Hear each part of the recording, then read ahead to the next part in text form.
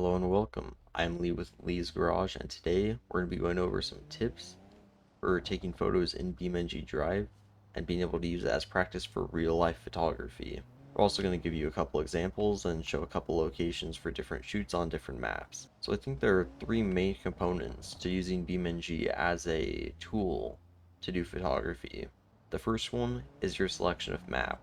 This one is a reworked and modified version of the standard East Coast. So you can see spots here near the park. There are little additions. There's a little parking lot here, just across the way a little bit. There's another parking lot here. And these are really good examples that reflect real world conditions. This map is honestly super in-depth and has tons of amazing details. I'll take some photos in a couple different maps to give you just some general ideas and guidance. Now, the second aspect you need to think about is your car. This is going to be your main subject for the photos.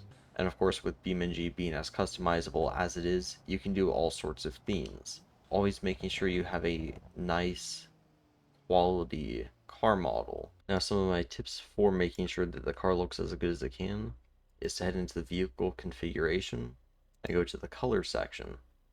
Now, of course, they do have a whole bunch of preset colors for your chosen car.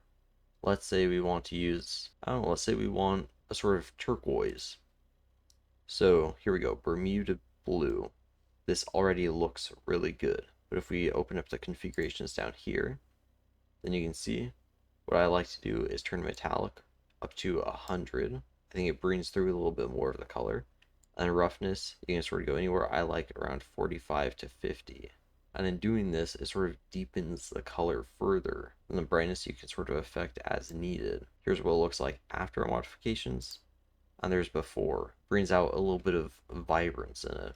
Now you're looking at a very neutral color. Some of the first things that should grab your attention are going to be the interior color being a very bright red. Possibly the glow from the lights. And another thing is the license plate. It is a super big attention grabber. What you can do is go ahead and look up the license plate in the vehicle configuration part selector, and you can remove it. Or on a car like this, you can change it to an EU, or like a European plate, to match the country of origin for this car. Now, in real life, you can't always affect if a car has plates on it or not, but in BeamNG, it just helps to practice and get some of the editing down with a little bit more of a cleaner slate.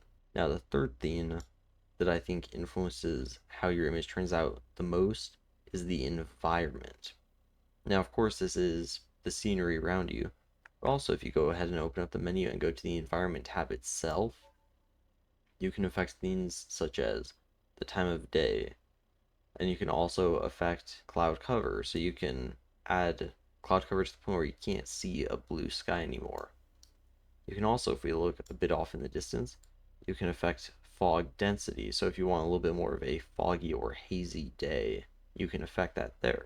I typically don't like to mess with the fog, but the cloud cover can work really well on some maps, which you'll see later. And another thing is in the photo mode itself. So if we set the time to sunset, we would have those beautiful colors here, but they don't come through all that well because of the cover around it. The leaves block it a lot. What you can do here is also alter the sun's direction. We can now move this slider, and you see we can now angle it around the car as we want. So once again, something you will not be able to do in real life, but very good for getting nice images to practice editing on. Now, I'm going to put all three together and show you an example of what it all comes together as. So for this shot, we are going to be using this mod. It is called the Serenity. So what we're going to do is we're going to turn the wheels the amount we want and then hit F to get out of the car. Now this is going to keep the wheels locked at that position that we want.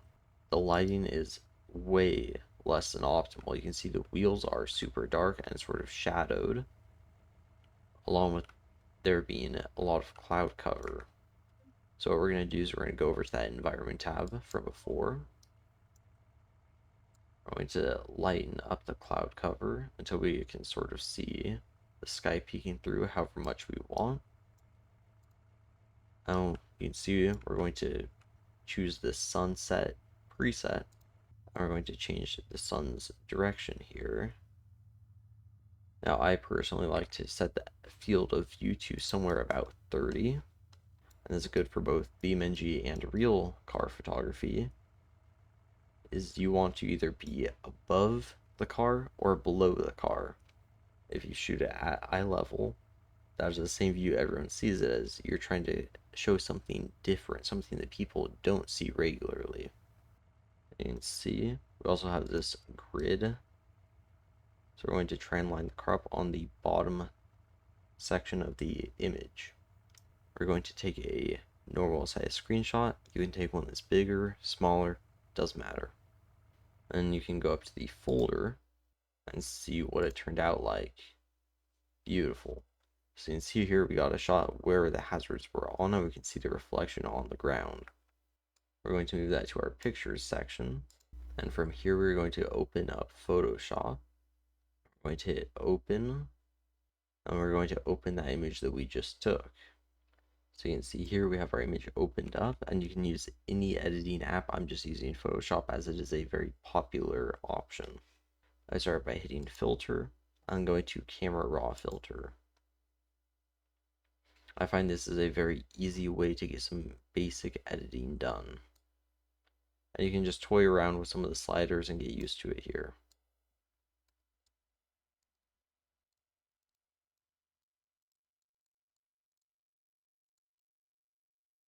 See there, just with a very simple set of edits, we're going to get a little bit more in terms of color, definition, and just overall appeal.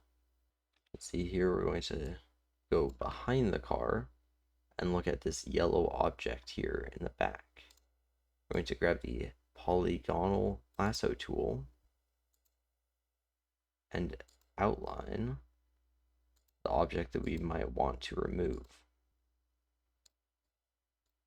And now some people will advise for or against the generative fill as it is AI. I have no strong feelings for or against it. Just hit generative fill and leave it as a blank prompt, and it will give you 3 different variations. Now some people say that this is cheating or stealing. I say if it works when you're beginning, feel free to use it as a tool. And see there, it takes away a little bit of the clutter from the background. I'm going to grab the text, pick a font of your choice, and I always like to add some form of watermark, even if it is very small or a project like this where I will not be publishing it.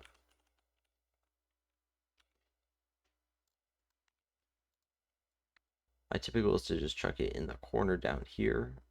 Now here we are on the Utah map, and you can see by default that it does not look bad, but it certainly has a lot of room for improvement. So first off, we are at the parking lot right now, and we're going to slightly move closer to the edge of the canyon. We're going to pick a vehicle that complements the scenery and area around it. For this image, I have picked this Barstow, which has a little bit of a bluish. You're going into F11. We're going to select and delete the 2 signs which could interfere with the image. We'll then go to the environment, and it does not have to be sunset, but it typically looks good for photos. And you can adjust cloud cover. We're going to add a little bit more as it does have an orangish hue. And then photo mode, we're going to set our FOV to 30. And we'll be setting the sun direction in a way that it shines on the car. As we talked about before, you either want to be below or above the car. You do not want to be on the same level as it. This one we will be shooting from above. And you can see we're going to line up the shot,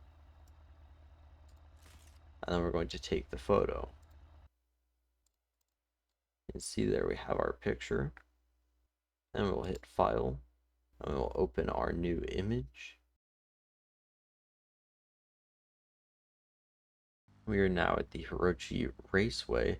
this covet in a mock spoon livery, and this time we're going to try and get a moving shot of the vehicle. So we're going to just keep driving around the track until we feel like we are at a very good spot in a corner. Then you can go ahead and pause that and look around and decide if you like where you are or not.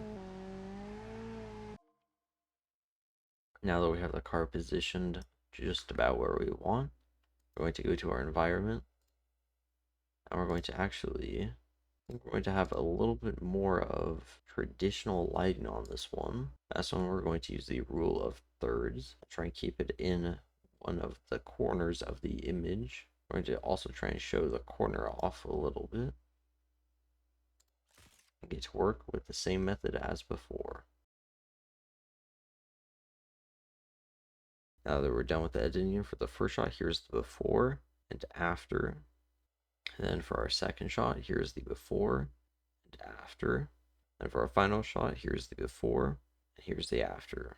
Now, I do not think these photos are great by any means. Your skill will always translate better on a real target than on a game. This is just a very good, friendly way to learn for beginners. As you can see in photos like this, a real target shows off the car a lot better.